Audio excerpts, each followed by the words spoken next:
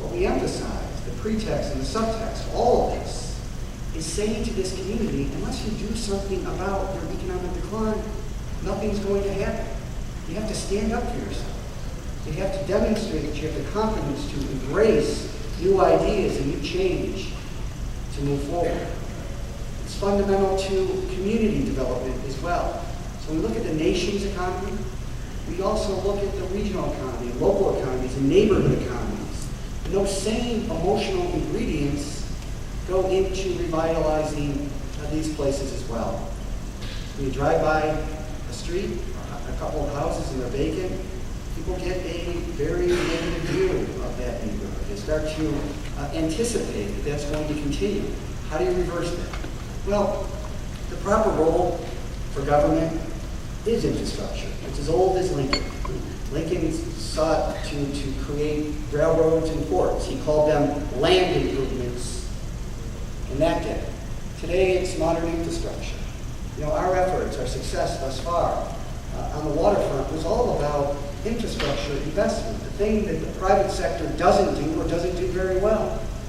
What is that designed to do? Make your waterfront more attractive? Yes. It's also designed to make it more productive. More productive. For 50 years, people have been denied access to the Buffalo waterfront and the Dunkirk waterfront. So now we make the infrastructure investments to reduce the barriers to access, to create an interconnected system of parks and public places along the water's edge, thus making the land around the waterfront more attractive for what? Private sector investment. We have an $80 million parkway that's being completed. It will be completed in October.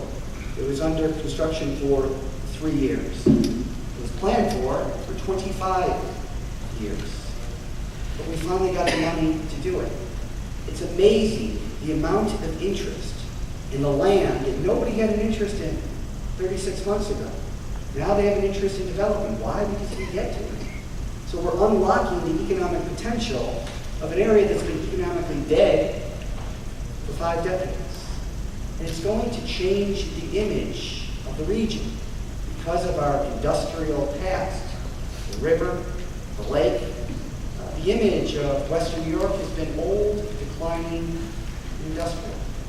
We're changing that because that's what the view of that's what the image of the community is as well, because it's defined by what it looks like. If you change that to something new, vibrant, and exciting, it changes the whole attitude. It lifts the confidence of not only those who live in the community, but those who you want to visit it as well. Because tourism is a big part of the economy, particularly in Chautauqua County. That's why building and investing in Peace Bridge is very, very important. Some will say, well, we don't need a Peace Bridge because traffic is down a little bit. No, it's not. The Peace Bridge is the busiest northern border crossing between the United States and Canada. The Peace Bridge was built 82 years ago, 3 days ago. 3 lanes on the Peace Bridge. 8 million people live in southern Ontario. That economy is expected to grow by another 3 million people over the next decade and a half. 3 lanes. Using an alternative lane system, you're down to 1 lane 50% of the time. The busiest northern border crossing between the United States and Canada. You know what the mindset is in Western New York. Talk about confidence again. It's to avoid the bridge because it's not reliable. It's not predictable. You building more capacity, building reliability and predictability, the economic impact in places like Chautauqua County and Erie County will be profound. And they already are. But we have to realize that if our region, our population is not growing, how can we tap into populations that are growing? Infrastructure. But again, for 25 years, we've been talking about building a Peace Bridge. And guess what? There's no new Peace Bridge yet. We are very close. And we're pushing it very, very hard. And always keep in mind, it's not about trucks. It's about people. And drawing people into these regions that have a lot to offer. People that want to explore the natural environment. And that's what places like Chautauqua County and Erie County can offer. So it's very important. But all of these have a single link, commonality, and that is the importance of embracing change, embracing innovation, embracing new technology, but also doing the right things that are necessary in order to create the economic growth that we're all seeking through greater productivity.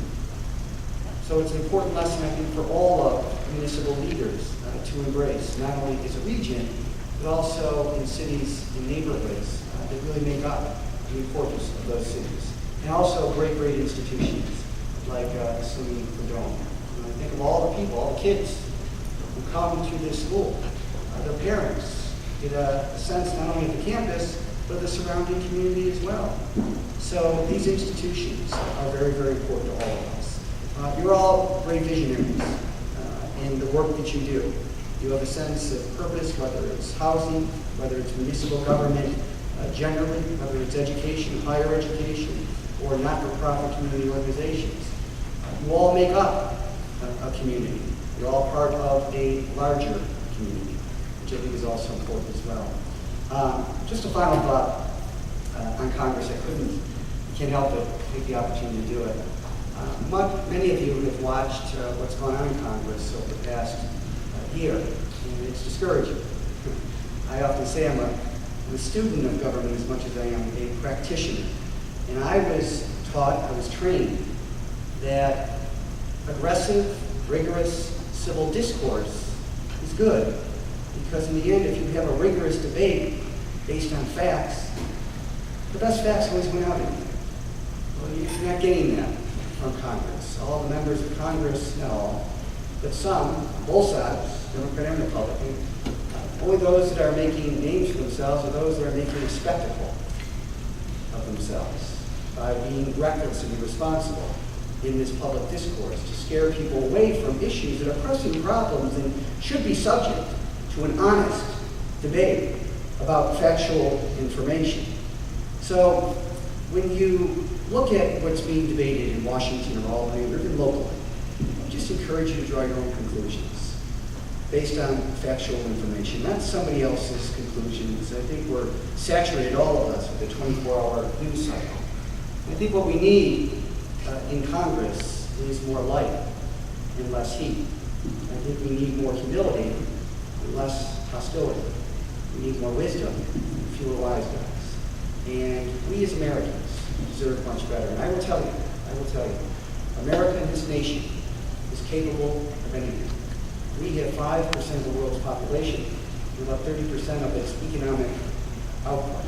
Every new innovation, every new product is founded typically in the United States. We have been a beacon for the rest of the world. When we look at problems of climate change, we look at problems of healthcare, infrastructure, investment, housing, community development, these aren't Democrat or Republican problems.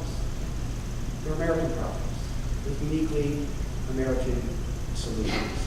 We have a great nation, we have a great community, and it's worth fighting for. We all have an obligation to demand from our elected officials on both sides that they do better on behalf of all of us. Thank you for having me. I'll take any questions you may have.